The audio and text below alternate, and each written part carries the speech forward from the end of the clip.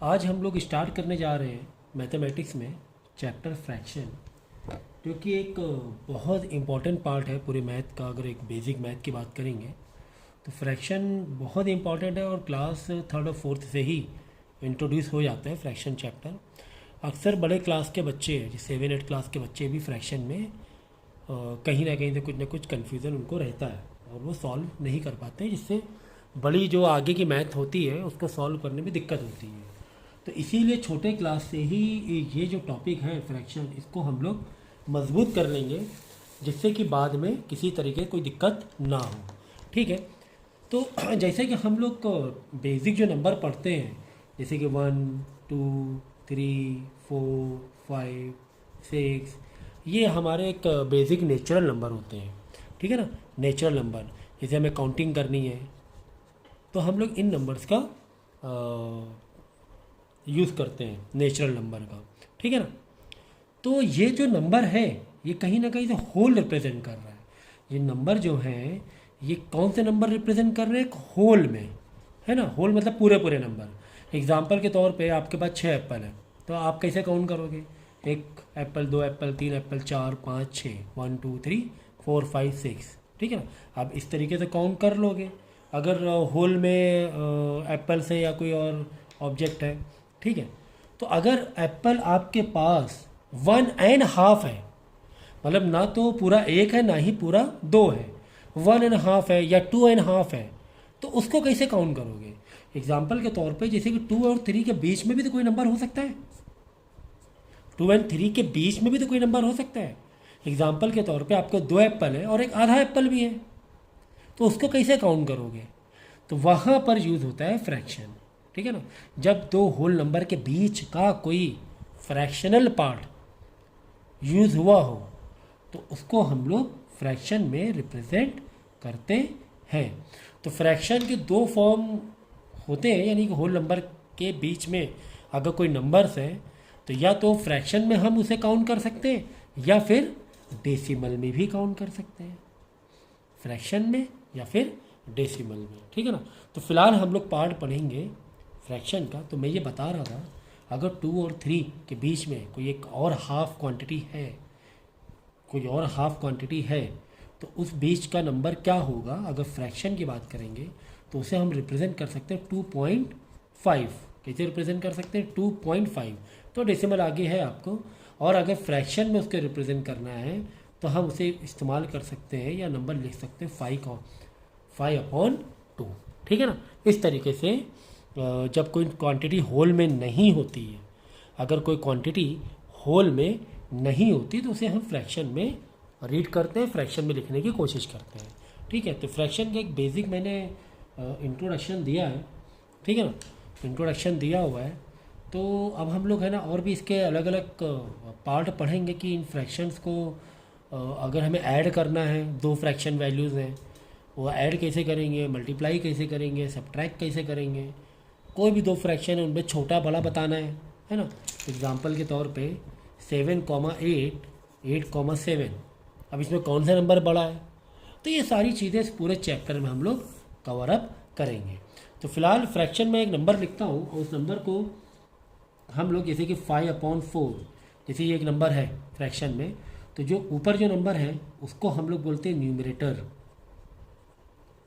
उसको हम लोग बोलते हैं न्यूमरेटर, और नीचे जो नंबर है इसको हम लोग बोलते हैं डिनोमिनेटर। ठीक है, जो फ्रैक्शन में नंबर है तो ऊपर, यानी कि ऊपर जो नंबर है उसे न्यूमरेटर बोलते हैं और नीचे जो नंबर है उसे बोलते हैं हम लोग डिनोमिनेटर। ओके, ठीक है। सो इस तरीके से फ्रैक्शन नंबर को हम लोग रिप्रेजेंट करते हैं। ठीक है, या अगर बोलने के लिए तो हम ऐसे भी बोल सकते हैं, जैसे कि 6/7, ऐसे बोल सकते हैं इसे 6/7। ऐसे नहीं, मतलब न्यूमरेटर 6 है, 7 डिनोमिनेटर, लेकिन बोलने के लिए क्या बोलेंगे? 6/7, ऐसे इसको हम लोग बोलते हैं। ठीक है, तो यहाँ तक क्लियर हो गया? ओके, अब हम लोग पढ़ेंगे फ्रैक्शन के टाइप्स। ठीक है ना, तो हमारे पास चार टाइप के फ्रैक्शन होते हैं। पहला तो ये है कि लाइक फ्रैक्शन, दूसरा अनलाइक फ्रैक्शन, फिर दो ग्रुप अलग बनाए गए हैं, इसको बोलते हैं प्रॉपर फ्रैक्शन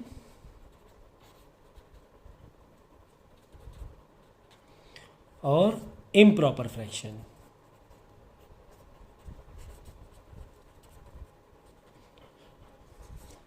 ठीक है, ये दो दो ग्रुप अलग अलग बने हुए हैं। देखो, लाइक फ्रैक्शन किसे कहते हैं? जब आपके फ्रैक्शन में डिनोमिनेटर यानी आपके पास कई सारे फ्रैक्शन हैं और उसका डिनोमिनेटर सेम है, तो उन फ्रैक्शन को हम बोलते हैं लाइक फ्रैक्शन। देखो, जैसे कि 5/7, 3/7, 13/7, सबके डिनोमिनेटर क्या है? 7 7 7 7। डिनोमिनेटर अगर सेम है तो उनको बोलते हैं लाइक फ्रैक्शन। ठीक है, ठीक इसी तरीके से अगर तुम्हारे पास फ्रैक्शंस हैं, उसके डिनोमिनेटर अलग अलग है, किसी में कुछ और है, किसी में कुछ और है ना, एक में 13 है, एक में 11 है, एक में 9 है ना, सब में अलग अलग फ्रैक्शन है और डिनोमिनेटर है। डिनोमिनेटर मतलब नीचे का नंबर, न्यूमरेटर कुछ भी रहे तो न्यूमरेटर से कोई मतलब नहीं है, न्यूमरेटर से कोई मतलब नहीं है, मैं डिनोमिनेटर की बात कर रहा हूँ, डिनोमिनेटर। तो डिनोमिनेटर देखो सब में अलग अलग है, 13, 11, 9, मतलब ये अनलाइक फ्रैक्शन है। ठीक इसी तरह ऊपर वाला देखोगे, ऊपर वाले में सब में न्यूमरेटर अलग अलग होने दो, कोई फ़र्क नहीं पड़ता है, डिनोमिनेटर अलग अलग होना ज़रूरी है। तो यहाँ पे भी देखोगे आप, डिनोमिनेटर क्या है? अलग अलग है और डिनोमिनेटर सेम है। ठीक है ना, डिनोमिनेटर क्या है? सेम है। तो अगर डिनोमिनेटर सेम है तो हम लोग उसे बोलेंगे लाइक फ्रैक्शन, अगर डिनोमिनेटर सेम नहीं है तो उसको बोलते हैं हम लोग अनलाइक फ्रैक्शन। तो इसका बेनिफिट क्या है, ये हम क्यों पढ़ रहे हैं? लाइक फ्रैक्शन अनलाइक फ्रैक्शन पढ़ ही क्यों रहे हैं? तो देखो, अगर दो या दो से ज़्यादा फ्रैक्शन के बीच में हमें एडिशन या सब्ट्रैक्शन करना होता है, एडिशन या सब्ट्रैक्शन करना होता है, तो ये कंडीशन है कि आपके पास लाइक फ्रैक्शन हो, यानी कि डिनोमिनेटर सब में सेम हो, तभी आपस में एडिशन या सब्ट्रैक्शन किए जा सकते हैं। अगर डिनोमिनेटर सेम नहीं है, अगर डिनोमिनेटर सेम नहीं है यानी कि अगर वो लाइक फ्रैक्शन नहीं है, तो हम दो फ्रैक्शन के बीच में एडिशन या सब्ट्रैक्शन नहीं कर सकते। इसीलिए लाइक और अनलाइक पढ़ना ज़रूरी है। जैसे अनलाइक फ्रैक्शन है, ये सब में डिनोमिनेटर अलग अलग है, तो इसमें एडिशन या सब्ट्रैक्शन नहीं किया जा सकता है। ठीक है, अगर इसको एडिशन या सब्ट्रैक्शन करना है तो कोई मेथड है हमारे पास, उस मेथड के थ्रू एलसीएम लेकर डिनोमिनेटर को कॉमन करेंगे, सेम करेंगे, तब जाकर ये फ्रैक्शन क्या होगा? एडिशन या सब्ट्रैक्शन किया जा सकेगा। तो इसीलिए हमें लाइक फ्रैक्शन और अनलाइक फ्रैक्शन पढ़ना ज़रूरी है, समझना ज़रूरी है। अब आता है proper fraction, improper fraction. Proper fraction में जब डिनोमिनेटर छोटा हो तो उसे हम बोलेंगे इम्प्रॉपर फ्रैक्शन, और जब डिनोमिनेटर बड़ा हो तो उसे बोलेंगे इम्प्रॉपर फ्रैक्शन। एग्जाम्पल के तौर पे 3/13, देखो डिनोमिनेटर बड़ा है कंपेयर टू न्यूमरेटर। ठीक है, एग्जाम्पल के तौर पे 2/17, 9/11, इन सब में आप खासियत देखो, इन सब में आपको डिनोमिनेटर न्यूमरेटर से कंपेयर में बड़ा दिखाई देगा, है ना। देखो 3 और 13 में कौन बड़ा है? डिनोमिनेटर बड़ा है। 2 और 17 में कौन बड़ा है? डिनोमिनेटर बड़ा है। 9 और 11 में कौन बड़ा है? डिनोमिनेटर बड़ा है। मतलब ये फ्रैक्शन, ऐसे फ्रैक्शन को बोलते हैं प्रॉपर फ्रैक्शन। ठीक है, और जिसमें न्यूमरेटर बड़ा हो, एग्जाम्पल के तौर पे 18/3, ठीक है, 9/7 या फिर 33/11, इन तीनों सेट में आप देखोगे कि इसमें न्यूमरेटर बड़ा है। तो न्यूमरेटर बड़ा है तो हम बोलेंगे इम्प्रॉपर फ्रैक्शन, या डिनोमिनेटर बड़ा है तो या प्रॉपर फ्रैक्शन। या फिर आप ऐसे भी कर सकते हो, जिसमें डिनोमिनेटर बड़ा हो प्रॉपर फ्रैक्शन, जिसमें डिनोमिनेटर छोटा हो इम्प्रॉपर फ्रैक्शन बोलते हैं। ठीक है, ओके। तो अब ये पढ़ ही क्यों रहे हैं हम लोग? प्रॉपर इम्प्रॉपर इस पॉइंट ऑफ व्यू से क्यों पढ़ रहे हैं? क्योंकि इम्प्रॉपर फ्रैक्शन में और डिवीज़न करना पॉसिबल होता है, डिवीज़न करना पॉसिबल होता है। एक एग्ज़ाम्पल के तौर पे जैसे मैंने किया 3/18, देखो 3, जब हम इसको इस तरीके से डिवाइड करते हैं तो डिनोमिनेटर को बाहर रखते हैं, न्यूमिनेटर को अंदर रखते हैं, तो 3 6 18, ठीक है। तो ये डिवीज़न हो गया। अंदर बड़ा नंबर होना चाहिए ना, अगर आपने पुराने क्लास में डिवीज़न पढ़ा हो तो। एग्जाम्पल के तौर पर 7 है, 9/7 है, तो 7 बाहर आता है, 9 अंदर रहेगा, तो 7 1 जा 7, माइनस करेंगे, रिमाइंडर 2 बचेगा, ठीक है ना। तो यहाँ पर आप देख रहे हो कि इम्प्रॉपर फ्रैक्शन में डिवीज़न करना पॉसिबल हो पा रहा है। आगे बात समझ में। तो ये एग्ज़ाम में आपको आएगा, आपको कुछ सेट दिए जाएंगे, पूछा जाएगा बताओ इसमें लाइक फ्रैक्शन कौन से हैं, अनलाइक फ्रैक्शन कौन से हैं, प्रॉपर फ्रैक्शन कौन से हैं, इम्प्रॉपर फ्रैक्शन कौन से हैं, ठीक है। तो वीडियो रिपीट करके इसको दोबारा समझ लेना, ठीक है। सो एक्सरसाइज 6A में आपको क्वेश्चन दिया हुआ है कि multiply numerator and the denominator by 3, मतलब एक आपको फ्रैक्शन दिया गया है 1/4। इसमें ये कह रहे हैं कि डिनोमिनेटर और न्यूमिनेटर में 3 से मल्टीप्लाई करो और इक्विवेलेंट फ्रैक्शन निकालने की कोशिश करो। तो कोई भी फ्रैक्शन में आप अगर सेम नंबर से ऊपर नीचे मल्टीप्लाई करते हो तो उस न्यूमिनेटर उस फ्रैक्शन की वैल्यू में कोई भी चेंज नहीं आता है, उसको हम लोग इक्विवेलेंट फ्रैक्शन ही बोलेंगे। एग्जाम्पल के तौर पे इसमें बोला गया है कि डिनोमिनेटर में और न्यूमिनेटर दोनों से 3 से मल्टीप्लाई कर दो, तो 3 1 जा 3, 3 4 जा 12, तो 1/4 जो पहले था अब बन गया 3/12। ये एग्जैक्टली दोनों बराबर है। क्या आपको शक्ल अलग लग रही है, आपको लग रहा है कि ये तो नंबर अलग अलग है, लेकिन ये दोनों ही फ्रैक्शन इक्वल है। इसे हम लोग बोलते हैं इक्विवेलेंट फ्रैक्शन। क्या बोलते हैं? इक्विवेलेंट फ्रैक्शन, ठीक है ना।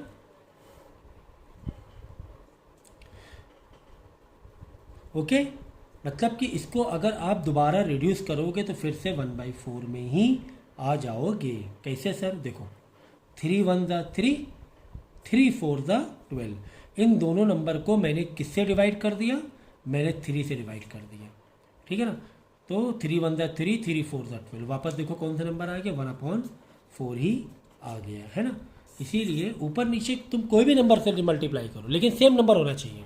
एग्जाम्पल के तौर पे जैसे कि कोई नंबर है 2/5, अगर मैं ऊपर नीचे यानी कि न्यूमरेटर और डिनोमिनेटर में मैं कोई भी नंबर से मल्टीप्लाई करूं तो वो इक्विवेलेंट फ्रैक्शन ही होगा, लेकिन ऊपर नीचे दोनों का नंबर मल्टीप्लाई जो करोगे सेम ही होना चाहिए।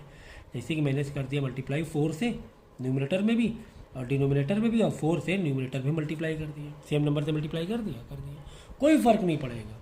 4 2 जा 8 एंड 5 4 जा 20, ये नंबर, ये जो फ्रैक्शन आया है और ये जो 2/5 है, ये बिल्कुल इक्वल है, इक्विवेलेंट फ्रैक्शन है। क्यों? अगर इसको तुम दोबारा रिड्यूस करोगे किसी कॉमन नंबर से, वापस 2/5 पहुंच जाएगा। एग्जाम्पल के तौर पर मैंने 4 से रिड्यूस कर दिया, क्योंकि 4 से दोनों नंबर रिड्यूस हो रहे ना, 4 2 जा 8, 4 5 जा 20, है ना। मैंने किससे रिड्यूस किया? 4 से दोनों नंबर को क्या कर दिया? रिड्यूस कर दिया, डिवाइड कर दिया। देखो वापस 2/5 में पहुंच गया कि नहीं पहुंच गया, है कि नहीं। तो ऊपर नीचे आप जितने भी चाहो उस नंबर से मल्टीप्लाई कर सकते हो और कई इक्विवेलेंट फ्रैक्शन निकाल सकते हो, सिर्फ एक ही नहीं, कई इक्विवेलेंट फ्रैक्शन निकाल सकते हो। जैसे 1/6 को मैंने ऊपर भी 3 से मल्टीप्लाई किया, नीचे भी 3 से मल्टीप्लाई किया, तो 3/18 आ गया। या 1/6 में आप चाहो तो 4 से मल्टीप्लाई कर दो, तो 4 1 जा 4, 4 6 जा 24, ये लो नया फ्रैक्शन आ गया, लेकिन वैल्यू सेम है। तो कोई क्वेश्चन नीचे बोलेगा कि कोई एक फ्रैक्शन दे देगा, जैसे 2/3, बोलेगा इसके 4 इक्विवेलेंट फ्रैक्शन निकालो। कितने इक्विवेलेंट फ्रैक्शन निकालो? 4। तो मैं क्या करूँगा, एक बार ऊपर नीचे 2 से मल्टीप्लाई कर दूंगा, 2 2 जा 4, 2 3 जा 6, वापस मैंने लिखा 2/3। अब की बार मैं 3 से मल्टीप्लाई कर दूंगा ऊपर नीचे, 2 3 जा 6, 3 3 जा 9। अब की बार मैं 4 से मल्टीप्लाई कर दूंगा, 4 2 जा 8, 4 3 जा 12। अब की बार मैं 5 से मल्टीप्लाई कर दूंगा, तो 10/15। तो ये 4 इक्विवेलेंट फ्रैक्शन आ गए। कितने इक्विवेलेंट फ्रैक्शन आ गए? 4, 1 2 3 4, यानी 2/3 के 4 इक्विवेलेंट फ्रैक्शन आ गए। 2/3 के 4 इक्विवेलेंट फ्रैक्शन आ गए, क्योंकि जब आप इसे वापस रिड्यूस करोगे तो फिर से 2/3 में ही पहुंच जाओगे। तो फिलहाल तो आपके क्वेश्चन में सिर्फ एक ही बोला है कि 3 से ऊपर नीचे मल्टीप्लाई करो और इक्विवेलेंट फ्रैक्शन निकालो, एक ही।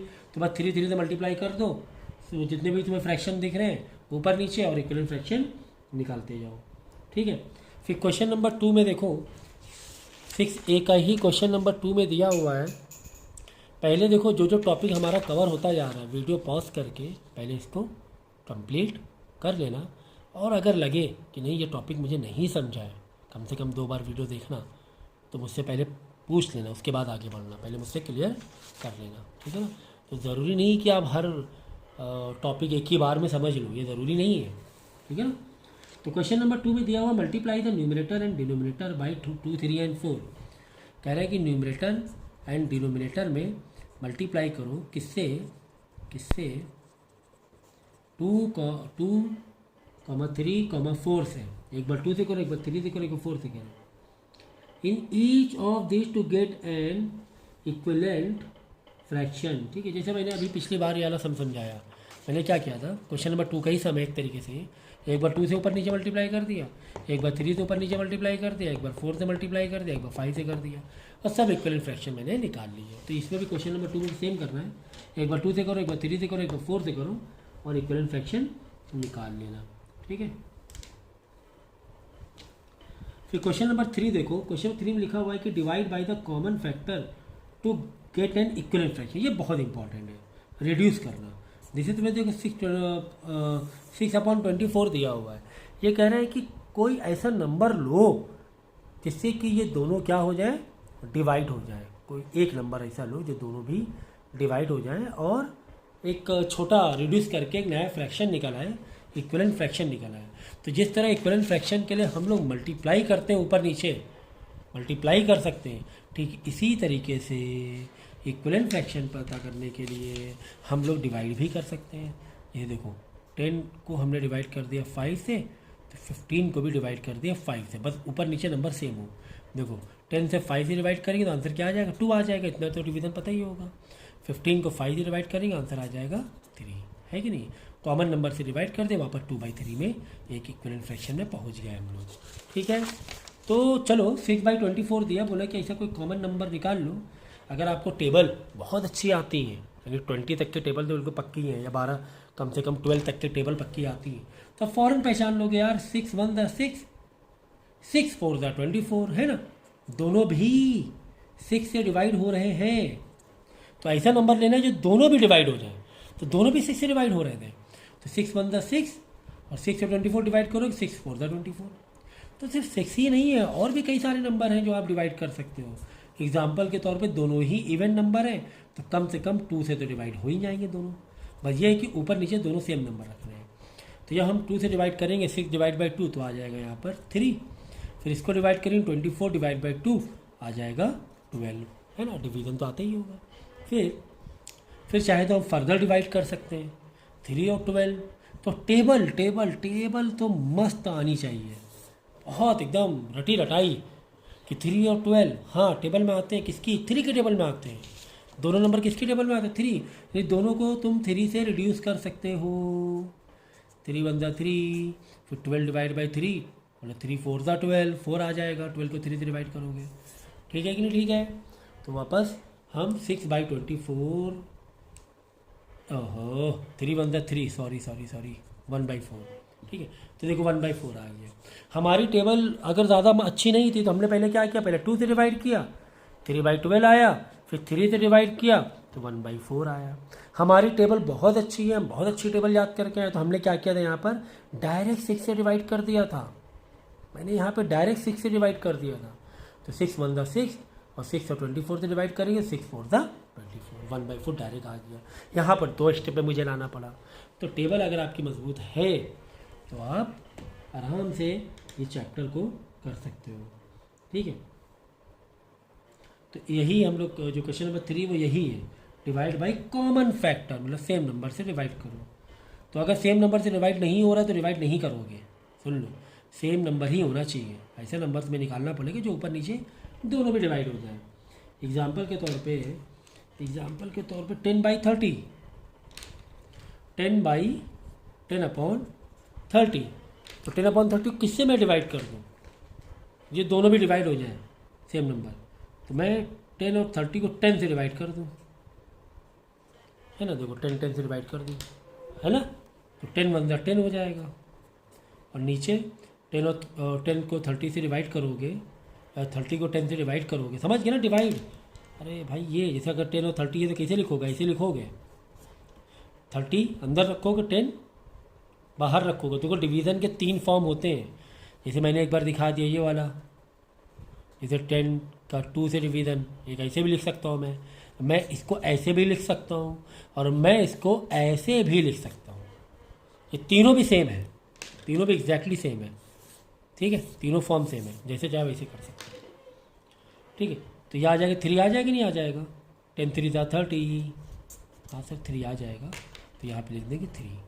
आ गई बात समझ में, आ गई बात समझ में, ठीक है। तो फिलहाल डेमो लेक्चर के पॉइंट ऑफ व्यू से मैं आपको इतना ही कराऊंगा, और अगर आपको लग रहा है कि हाँ मुझे समझ में आ रहा है तो फिर आप मुझे बताएंगे। कम से कम वीडियो को 2 बार आपको देखना ज़रूरी है। अगर मैं जो एक एक क्वेश्चन में करा देता हूँ तब आपको पॉज करके नोट करना है। मैं पढ़ा रहा हूँ और उसी टाइम आपका पेन भी चल रहा है तो नहीं, जब मैं ये पेज मैंने कंप्लीट कर लिया या 1 या 2 क्वेश्चन मैंने कंप्लीट कर लिए, उसके बाद वीडियो पॉज करना है और इसे नोट करना है, ठीक है। कोई डाउट मिलता है तो आप मुझसे पूछेंगे।